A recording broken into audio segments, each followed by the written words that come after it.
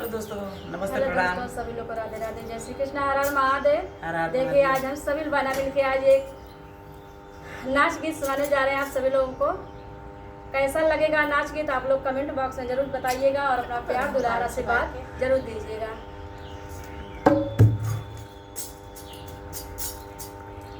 ओ ननदो नैहरे का हो, ननदो नैहरे का सोनारा मोर यार हो ना दुनिया उधार देले बा। ननदो नैहरे का हो, ननदो नैहरे का सोनारा मोर यार हो ना दुनिया उधार देले बा। ननदो नैहरे का हो, ननदो नैहरे का सोनारा मोर यार ना दुनिया उधार देले बा। ननदो नैहरे का हो, ननदो नैहरे का सोनारा मोर यार ना दुनिया उधार देले बा। हमके आगले बोलावे, घर के बगले बोलावे, हमके आगले बोलावे, घर के बगले बोलावे, हमके आगले बोलावे, घर के बगले बोलावे, हमके आगले बोलावे, घर के बगले बोलावे। कैसे जाई मिले हो, कैसे जाई मिले सैया मोर दुआर हो ना दुनिया उधार देले बा। कैसे जाई मिले हो, कैसे जाई मिले मोर दुआर ना दुनिया उधार देले बा। कैसे जाई मिले हो, कैसे जाई मिले सैया मोर दुआर हो ना दुनिया उधार देले बा।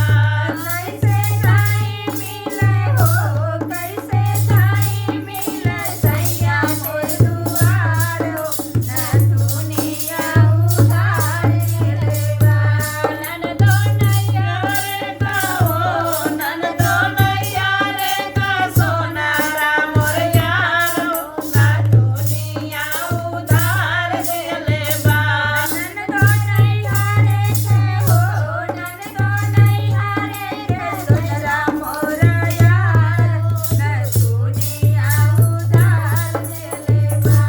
सासू सारा में सुते, ननदा दुआरा पे सुते, सासू सारा में सुते, ननदा दुआरा पे सुते, सासू सारा में सुते, ननदो दुआरा पे सुते, सासू सारा में सुते, ननदा दुआरा पे सुते।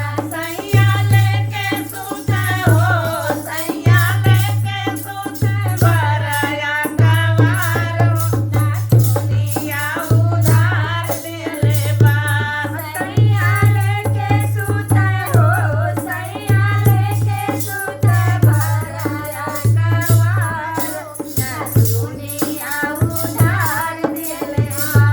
सैया लेके सुते हो, सैया लेके सुते, बराया कवार हो ना दुनिया उधार देले बा। सैया लेके सुते हो, सैया लेके सुते, बराया कवार हो ना दुनिया उधार देले बा। ननदो नैहरे का हो, ननदो नैहरे का सोनारा मोर यार हो ना दुनिया उधार देले बा। ननदो नैहरे का हो, ननदो नैहरे का सोनारा मोर यार हो ना दुनिया उधार देले बा। बड़ी बीमारी बा, नतनी चलिए उधार बा, बताइएगा कैसे कैसा जाए? लगा हम लोग का कमेंट, अरे गाना गाना कमेंट कमेंट में जरूर करिए, बताइए लोग। राधे राधे।